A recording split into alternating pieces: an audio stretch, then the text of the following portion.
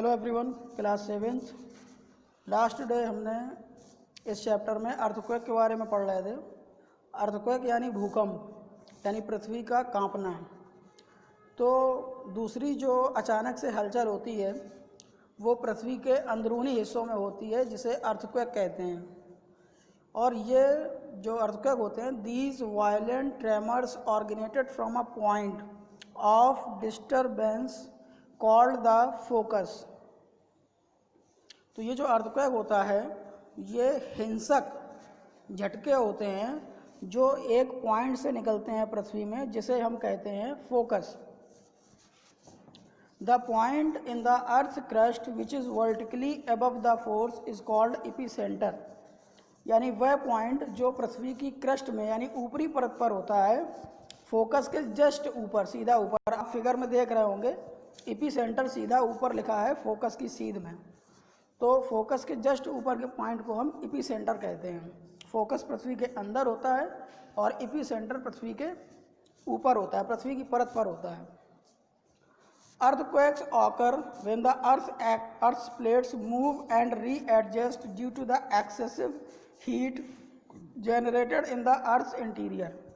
भूकंप तब होता है जब पृथ्वी की जो प्लेट्स हैं, जो टेक्टोनिक प्लेट्स आपको बताई गई हैं, वो हिलती हैं और रीएडजस्ट यानी और दोबारा से ज़्यादा गर्माहट की वजह से पृथ्वी के अंदरूनी हिस्से में जनरेट होती हैं यानी निकलती हैं।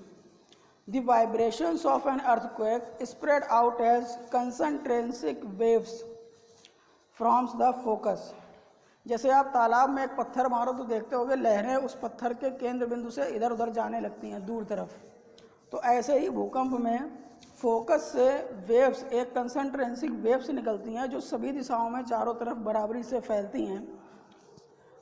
और अगले एग्जाम्पल भी दिया है, ये बिल्कुल वैसे ही है जैसे आप एक पत्थर एक तालाब पर फेंकें तो पानी जो है वो उस बिंदु से दूर की तरफ जो है फैलने लगता है या बहने लगता है लहरों के माध्यम से।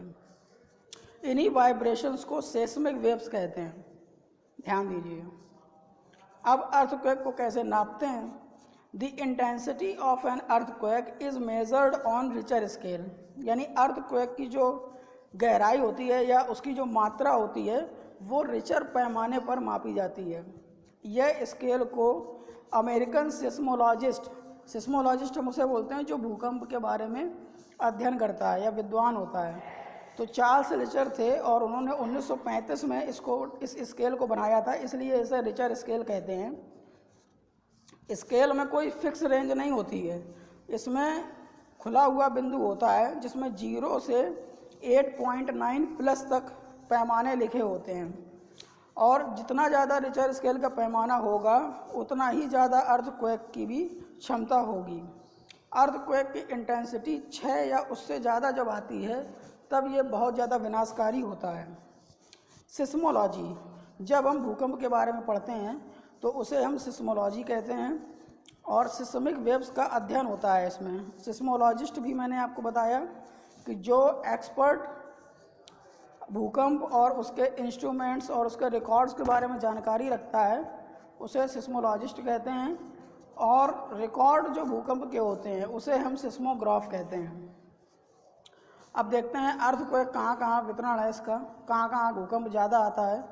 तो अर्थक्वेक जो है वो मुख्य रूप से वहाँ पर ज़्यादा आता है जहाँ वोल्केनोज हैं, क्योंकि पृथ्वी की जो सतह है वो उन्हीं क्षेत्रों में अनस्टेबल है यानी अस्थिर है, हिलती डुलती रहती है। तो मुख्य क्षेत्र 3 हैं। पहला है सर्कम पैसिफिक बेल्ट, यानी ये वो बेल्ट है जो नॉर्थ अमेरिका के किनारे क्षेत्र में है, साउथ अमेरिका में और ईस्ट एशिया में। लगभग 65% टोटल अर्थक्वेक जो दुनिया में आते हैं उनका 65% इस क्षेत्र में आता है। और ये बेल्ट जो है ये पैसिफिक रिंग ऑफ फायर से जुड़ी हुई है। फिर है mid continental belt. Mid continental का मतलब मेडिटेरियन सी, यानी एल्पाइन माउंटेन्स, मेडिटेरियन सी, हिमालय, नॉर्थ और ईस्टर्न अफ्रीका, ये इस क्षेत्र में आते हैं। और लगभग पूरे भूकंप का 25% यानी 1/4 हिस्सा मिड कॉन्टिनेंटल बेल्ट में भूकंप आते हैं। फिर है मिड अटलांटिक रिज बेल्ट। ये वो बेल्ट है जिसमें मिड अटलांटिक रिज क्षेत्र आता है और इससे जुड़े हुए द्वीप आते हैं, आइसलैंड्स। और यहाँ पर बहुत हल्के फुल्के भूकंप आते हैं जब लिथोस्फेरिक प्लेट्स जो हैं एक दूसरे अपोजिट डायरेक्शंस में हिलती हैं। इसके बाद है कैसे आप भूकंप में सुरक्षित रह सकते हैं, पीछे पेज में। तो इसमें बस 5 पॉइंट हैं, इसको समझ लेते हैं। अगर कभी भी भूकंप आए तो आपको उस जगह जाना चाहिए जहां आपका घर खुला हुआ है, ताकि आपके ऊपर कोई चीज़ गिर ना सके। जैसे आप कमरे पर रहेंगे तो हो सकता है कि छत गिर जाए या कोई फ्रिज जो है गिर जाए, आपको चोट पहुंचाए या किसी भी चीज़ से। दूसरा है जो इलेक्ट्रिक पोल्स हैं, उससे तो आप बच के ही रहिए, क्योंकि जब इलेक्ट्रिक पोल टूटेगा तो उससे वायर भी अलग होंगे और उन वायर्स में करंट होगा। आग की जो जगह होती हैं जैसे भट्टों की चिमनियाँ, पेड़, इनसे दूर रहना चाहिए। एक बिल्डिंग के अंदर हैं तो कमरे के किनारे पर खड़े हो जाइए, उससे आप बच जाएंगे। अगर आप किचन काउंटर में हैं या टेबल या डेस्क के पास में है किनारे पर, तो वहाँ पर उसके नीचे हो जाइए, टेबल के अंदर या किचन काउंटर के अंदर, तो आप सेफ रहेंगे। और उचित तकनीकी अपना करके आप अपना घर ऐसा बना सकते हैं, जैसे आजकल घर बन रहे हैं। पहले घर बनते थे तो 2 खंड 3 खंड तक बन रहे हैं, उनमें पिलर्स नहीं बनाए जाते थे, सीमेंटेड पिलर्स, आरसीसी पिलर जिन्हें कहते हैं, सरिया वरिया डाल के। लेकिन अब ऐसे ही होता है, मोस्टली घर आपके ऐसे ही बनते हैं, हाउस। तो ये आपके उसके नीचे दिया है लेट्स रिप्लिकेबल। तो ये आपको रिसेप्टिटुलेट है, ये आपको रिवाइज कराया जाता है चैप्टर्स में। तो आप ये चैप्टर पूरा आपका ख़त्म हो गया है और आप इसमें जो है कंप्लीटली तरह से पढ़ लीजिए। और आपको अगर कोई चीज़ समझ में ना आए तो व्हाट्सएप में ज़रूर हमें बताइए, इससे आपको चैप्टर समझ में आ जाएगा। इसकी एक्सरसाइज आपको नेक्स्ट पार्ट में पहुंचा दी जाएगी। Now this chapter has been completed.